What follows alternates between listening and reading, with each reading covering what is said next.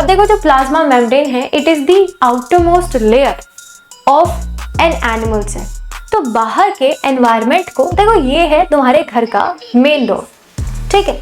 तो main door क्या करता है? माइटोकॉन्ड्रिया। अब माइटोकॉन्ड्रिया किसको नहीं पता भाई, क्या है? मैं और भी चीजें बता देती हूँ। Mitochondria which is only present in eukaryotes, क्योंकि बाहर डबल लेयर होती है। Hello everyone, welcome back to the pharmacy India plus. So आज इस क्लास में हम उसी चैप्टर को कंटिन्यू करने वाले हैं जो हम लोगों का चल रहा है सेमेस्टर 1 का यूनिट 1 के अंदर से चैप्टर नंबर 2, जिसका नाम है सेल्यूलर लेवल ऑफ ऑर्गेनाइजेशन। इसका एक पार्ट मैं ऑलरेडी आपको करा चुकी हूँ, जिसमें हमने बहुत ही बेसिक चीज़ों के बारे में बात की थी कि एक सेल क्या होता है, किसने उसको डिस्कवर किया, न्यूक्लियस किसने डिस्कवर किया, प्लांट एनिमल सेल के बीच में क्या डिफरेंस है, यूकैरियोटिक प्रोकैरियोटिक के बीच में क्या डिफरेंस होता है, ये सब कुछ मैं ऑलरेडी करा चुकी हूँ। तो आज इस सेशन में इसी चैप्टर को हम लोग आगे बढ़ाने वाले हैं और ये एंड भी हो जाएगा। इसके बाद जो चीज़ें हैं वो है आपकी सेल ऑर्गेनेलीज, यानी कौन कौन सी सेल ऑर्गेनेलीज प्रेजेंट होती है एक सेल में, ठीक है। स्टार्ट करते हैं। एंड इससे पहले अगर आप लोगों ने अभी तक pharmacy India mobile app download नहीं किया है, मेक श्योर कि आप फार्मेसी इंडिया मोबाइल ऐप ज़रूर डाउनलोड कर लीजिएगा गूगल प्ले स्टोर से, ठीक है। आगे बढ़ते हैं। सबसे पहली चीज जो आज के सेशन में मैं आपको कराने वाली हूँ दैट इज प्लाज्मा मेम्ब्रेन। अब देखो जो प्लाज्मा मेम्ब्रेन है it is the outermost layer of an animal cell, ठीक है। ये छोटी सी बात है, ये याद रखिएगा कि आउटरमोस्ट लेयर है एनिमल सेल में, बट सेकेंड आउटरमोस्ट लेयर है इन प्लांट सेल, ठीक है। Outermost in animal cell and second outermost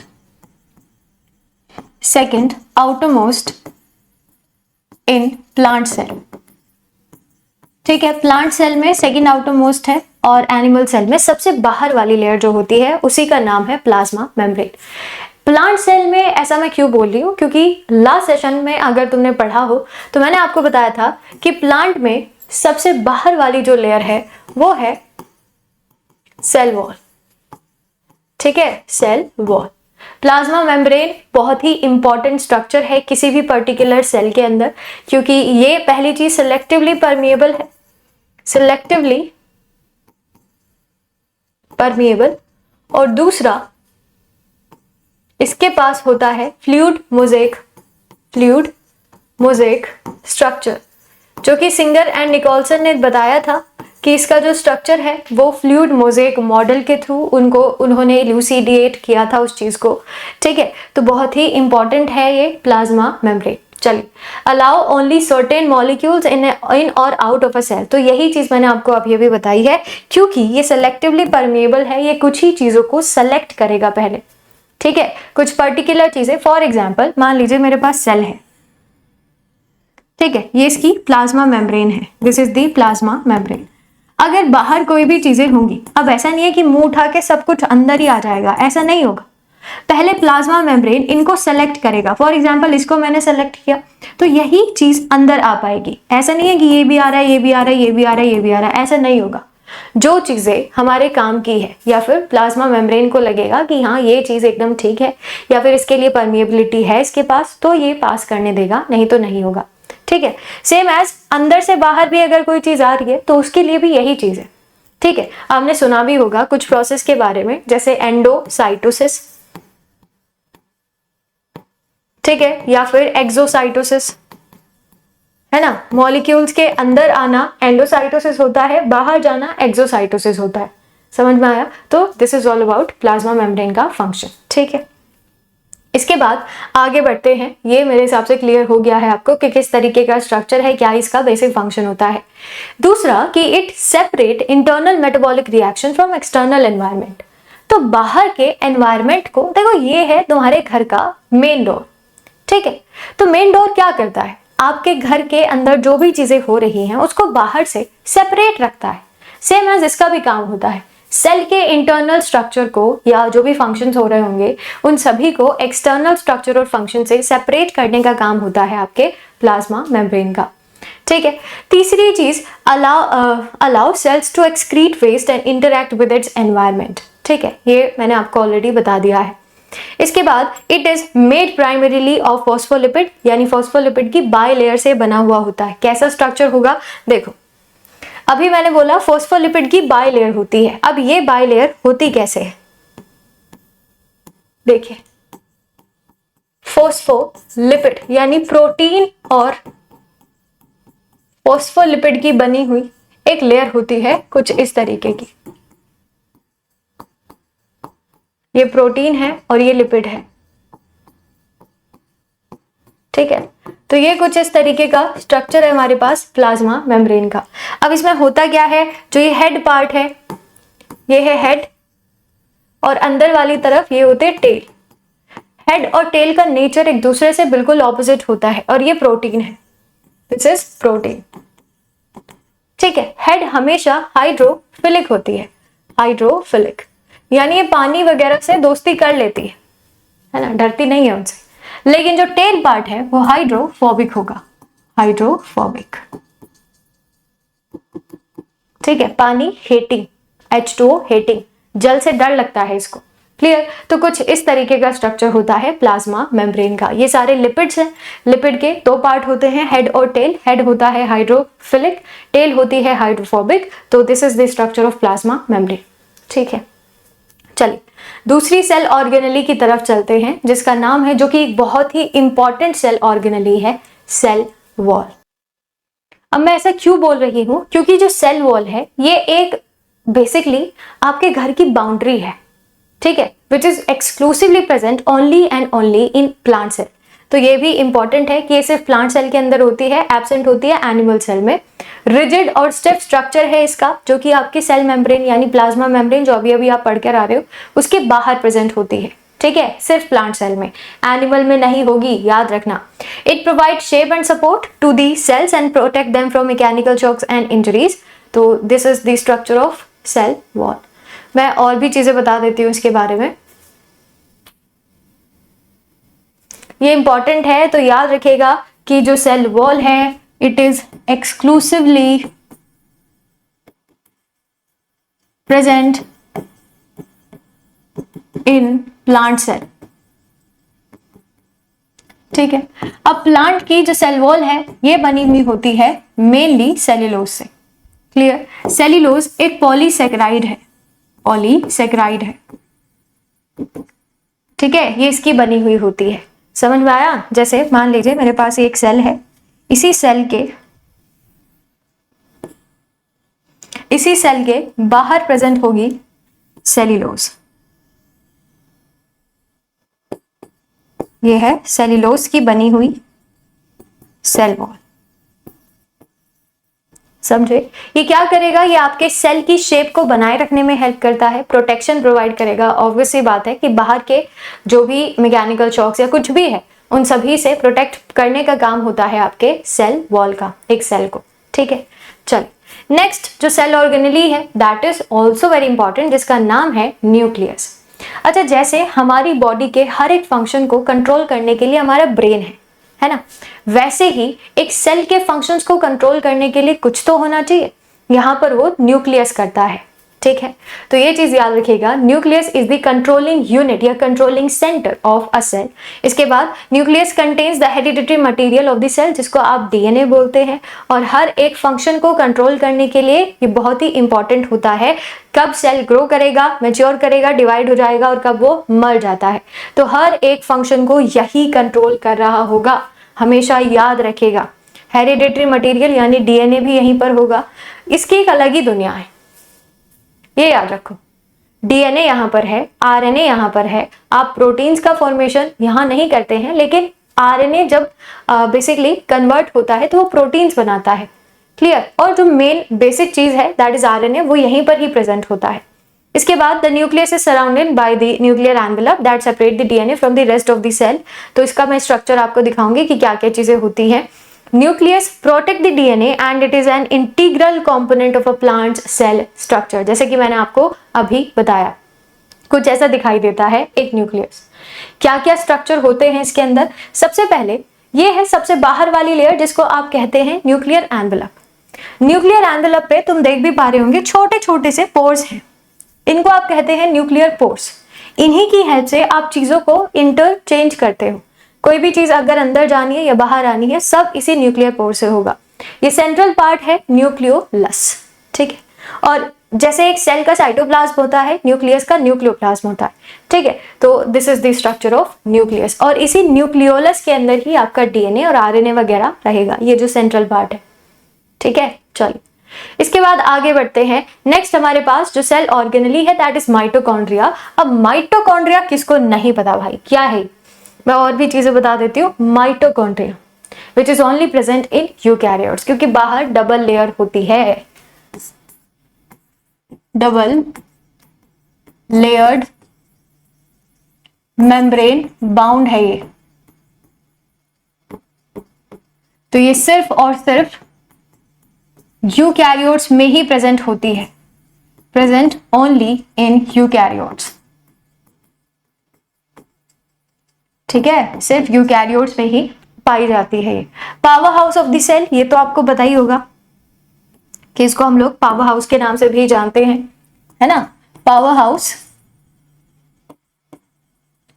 of a cell, reason क्या है? क्योंकि it generates ATP, generates ATP, adenosine triphosphate, and ATP is the main energy currency, ठीक है। Main energy currency होता है हमारी बॉडी के लिए। अगर आपको कोई भी फंक्शन परफॉर्म करना है तो आपको यही से ही करना पड़ेगा, ठीक है। तो ये कहानी है माइटोकॉन्ड्रिया की। सॉसेज शेप इसका स्ट्रक्चर होता है, वो तो खैर यहीं पर ही लिखा है, तो वो चीज़ एक बार मैं बता देती हूँ आपको कि क्या क्या चीज़ें होती हैं इसके अंदर और क्या इसके बेसिक फंक्शंस होते हैं। The mitochondrial genome is inherited मैटरनली in several organisms. बहुत सारे ऐसे ऑर्गेनिज्म है जिनके अंदर माइटोकॉन्ड्रिया का जो जीनोम है वो उनकी मदर से आता है, मैटरनली एंटर करता है F1 जनरेशन से F2 जनरेशन में, ठीक है। मैटरनली आएगा। दूसरी चीज ये है कि जो माइटोकॉन्ड्रिया है ये एक double membrane bound cell organelle है, सॉसेज शेप इसका होता है, and it is present in almost all eukaryotic cell, जैसे कि मैंने आपको अभी अभी बताया। प्रोकैरियोट्स में क्यों नहीं होगा? क्योंकि भैया डबल मेम्ब्रेन है इसके बाहर, इसीलिए नहीं होता है प्रोकैरियोट्स में। इसका साइज रेंज करता है, मतलब अलग अलग ऑर्गेनिज्म में अलग अलग साइज का माइटोकॉन्ड्रिया हो सकता है, 0.5 से लेकर 1 माइक्रोमीटर इन डायमीटर में। और the membrane are made up of proteins and phospholipid layer, जो कि आपस में एक दूसरे से सेपरेटेड भी होती है with the help of inter membrane space, जो मैं आपको अभी स्ट्रक्चर बनाकर दिखाऊंगी, वहां से आपको क्लियर हो जाएगा।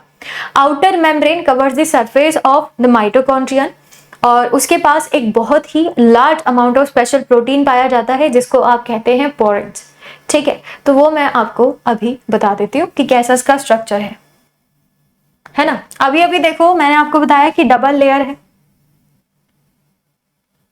ठीक है। सॉसेज शेप होता है पहली चीज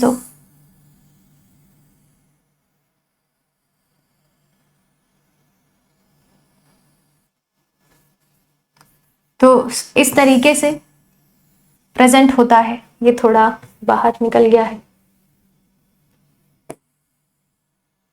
ऐसे प्रेजेंट होता है। This is the outer membrane,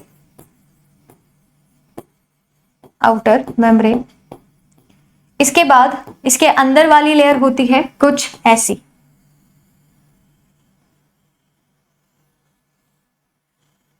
इनको आप बोलते हैं क्रिस्टे। ये है इनर मेम्ब्रेन, और इनर मेम्ब्रेन एकदम सीधी नहीं होती है, थोड़ी फोल्ड होती है, तो इन्हीं को हम बोलते हैं क्रिस्टे, ठीक है। इनके बीच में आपको एक खाली स्पेस भी दिखाई दे रहा होगा, इस खाली जगह को बोला जाता है, ये जो पूरी जगह है इसको बोला जाता है इंटर मेम्ब्रेन स्पेस, ठीक है। This is called inter membrane space. और ये ऐसे इंटर मेम्ब्रेन स्पेस जो है ये ऐसे वेस्ट नहीं होता है, बहुत सारी ऐसी मेटाबॉलिक रिएक्शंस होती है जो इंटर मेम्ब्रेन स्पेस के बिना नहीं की जा सकती, क्लियर। एंड इसके बाद इसके अंदर प्रेजेंट होते हैं सर्कुलर डीएनए, इसका खुद का राइबोसोम, है ना, एंजाइम प्रेजेंट होंगे यहाँ पे छोटे छोटे से, सारी चीजें होती हैं। ये पूरा मैट्रिक्स है, ठीक है। दिस इज मैट्रिक्स, और मैट्रिक्स में ही सब कुछ प्रेजेंट होता है, राइबोसोम,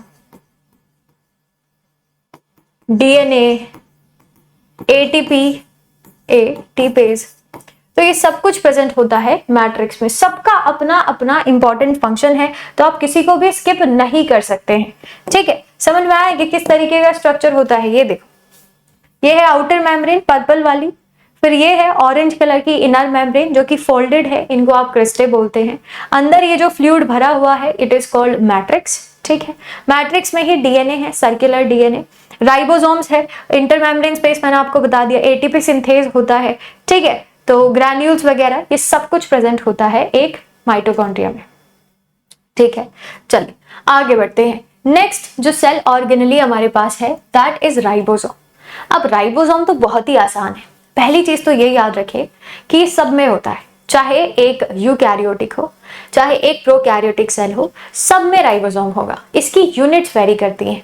अगर प्रोकैरियोट्स है तो स्मॉल यूनिट होगी, अगर यूकैरियोट्स है तो लार्ज यूनिट होगी। ठीक है, तो ये थोड़ा सा डिफरेंस होता है माइटोकॉन्ड्रिया और राइबोसोम में। स्मॉल रफली spherical organelles that are responsible for building proteins. अच्छा, these are the factories for protein synthesis. जहां जहां राइबोसोम वहां वहां प्रोटीन, याद रखना। ठीक है, चल इसके बाद जैसे कि मैंने आपसे बोला कि सब में प्रेजेंट होता है, यूकैरियोटिक हो या प्रोकैरियोटिक हो, कोई भी मेम्ब्रेन नहीं होती है, यही इसका रीजन है। They are made up of proteins and RNA molecule. ये सवाल आ सकता है कि जो हमारे पास राइबोसोम्स है वो किससे मिलकर बनते हैं। ठीक है, ये क्वेश्चन बन सकता है, तो आपको पता होना चाहिए कि जो राइबोसोम्स है पहला प्रोटीन और आरएनए मॉलिक्यूल से मिलकर बनते हैं। ठीक है, ये चीज याद रखना। They are named as the 70S जहां पर प्रोकैरियोट्स के अंदर पाए जाएंगे, और दूसरा 80S जो यूकैरियोट्स में पाए जाएंगे। वो मैं अभी आपको पूरा डिवीजन लिखवा दूंगी। और यहाँ जो S है इसका जो मतलब होता है, चलिए S का जो मतलब है, एक सेकेंड, चलो राइबोसोम्स के बारे में और भी चीजें मैं आपको बता देती हूँ। ये जो लिखा हुआ है इसका मतलब क्या है। राइबोसोम की दो यूनिट होती है, 70S और 80S। जैसा कि अभी अभी मैंने बोला 70S प्रोकैरियोट्स में पाई जाती है और 80S यूकैरियोट्स में पाई जाती है। ठीक है, 70S की दो सब यूनिट है, एक 50 और एक 30, और इसकी भी दो सब यूनिट है, एक 60 और एक 40। यहां सब में S आएगा। अब ये S क्या है, S यानी सेडिमेंटेशन कांस्टेंट। ठीक है, यहां S का मतलब है सेडिमेंटेशन कांस्टेंट। इसी सेडिमेंटेशन कांस्टेंट को आप रिप्रेजेंट करते हैं बाय स्वेडबर्ग्स यूनिट। ठीक है, बहुत बेसिक सी चीज है, समझ में आ गया। सब में प्रेजेंट होगा, ये भी मैं लिख देती हूं यहां पे, present in both eukaryotes and prokaryotes.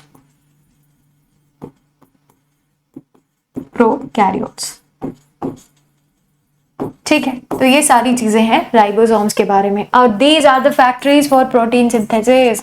जहां जहां राइबोसोम वहां वहां प्रोटीन, फॉर प्रोटीन सिंथेसिस। अगर आपको प्रोटीन बनाना है तो याद रखिएगा कि आपको राइबोसोम्स की जरूरत पड़ेगी ही पड़ेगी। क्लियर, चलिए ये कहानी है राइबोसोम्स की। आगे बढ़ते हैं। नेक्स्ट जो सेल ऑर्गेनेली है वो है एंडोप्लाज्मिक रेटिकुलम। एंडोप्लाज्मिक रेटिकुलम में आपको ऐसे याद रखना है कि ये दो टाइप का होता है, स्मूथ एंडोप्लाज्मिक रेटिकुलम और रफ एंडोप्लाज्मिक रेटिकुलम। दोनों के बीच में डिफरेंस क्या है ये सुनना। सबसे पहले बात आती है रफ एंडोप्लाज्मिक रेटिकुलम की। तो पहली चीज तो यही दिमाग में आ रही है कि क्यों इसको हम रफ क्यों कहते हैं। क्योंकि रफ इसका कुछ स्ट्रक्चर होता है, और ये होता क्यों है, क्योंकि यहां पर प्रेजेंट होते हैं राइबोसोम्स। लेकिन वहीं पे अगर मैं स्मूथ एंडोप्लाज्मिक रेटिकुलम की बात करूं तो उसका स्ट्रक्चर एकदम स्मूथ होता है। ठीक है, रीजन क्या है, बिकॉज यहां पर कोई भी राइबोसोम प्रेजेंट नहीं है ना। तो जहां पर कोई चीज है ही नहीं वो एकदम स्मूथ होगी, चिकनी होगी, ऐसे याद रखो। ठीक है, ये बने हुए होते हैं सिस्टर्ने और ट्यूब्यूल से, और ये बने हुए होते हैं वेसिकल्स और ट्यूब्यूल से। वहां सिस्टर्ने होंगे, यहां पर वेसिकल्स होंगे, ये मेन डिफरेंस है। दूसरी चीज, अब देखो अभी मैंने थोड़ी देर पहले बताया था कि जहां जहां राइबोसोम वहां वहां प्रोटीन, यहां भी ऐसे ही हो रहा है। यहां राइबोसोम है तो सिंपल सी बात है यहां प्रोटीन बनेंगे। क्या यहाँ राइबोसोम्स हैं? नहीं है, तो यहाँ प्रोटीन्स नहीं बनेंगे, फैक्ट्री नहीं है तो चीजें बनेंगी भी नहीं।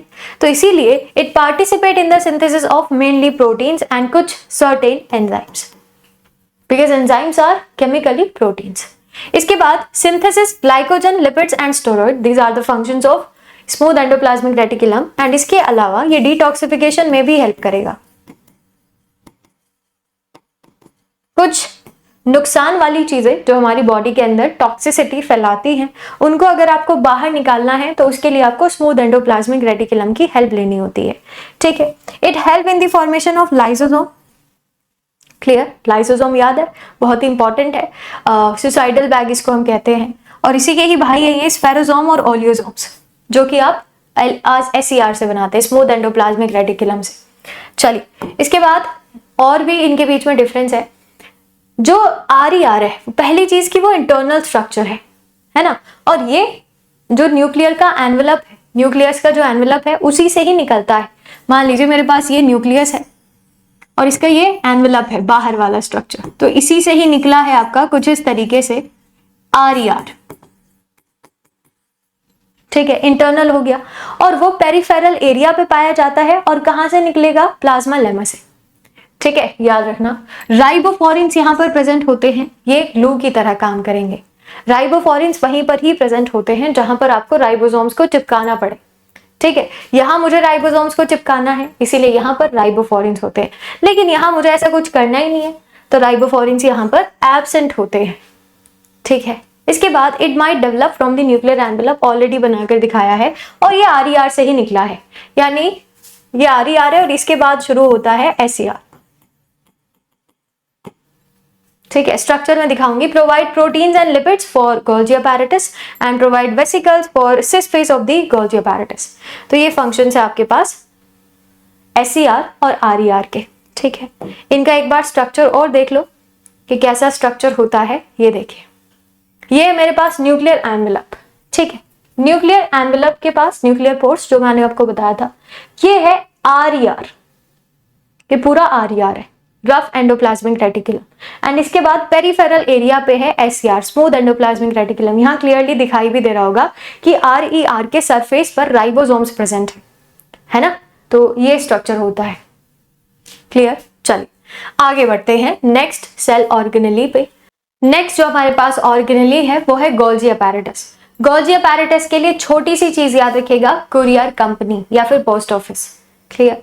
क्योंकि अभी सुनना, जो भी चीजें एंडोप्लाज्मिक रेटिकुलम बना रहा है उन सारी चीजों को उसके टारगेट तक पहुंचाने का काम इसका है। देखो, इसको ऐसे समझना, फॉर एग्जाम्पल जैसे आपको कोई भी चीज, कोई भी सामान है और आपको अपने पास से किसी और के पास तक उस सामान को पहुंचाना है, तो बेटर होगा कि मैं किसी की हेल्प ले लूं, है ना, खुद तो मैं नहीं जाऊंगी। क्लियर? तो मैं क्या करूंगी, मैं कुरियर कंपनी वालों की हेल्प लूंगी, मैं उनको अपना सामान दूंगी। ठीक है, वो उस सामान की अच्छे से पैकेजिंग करेंगे, उसका मॉडिफिकेशन करेंगे थोड़ा बहुत, और फिर उसको ट्रांसपोर्ट कर देंगे जहां भी उसको जाना है, जहां भी उसका टारगेट है।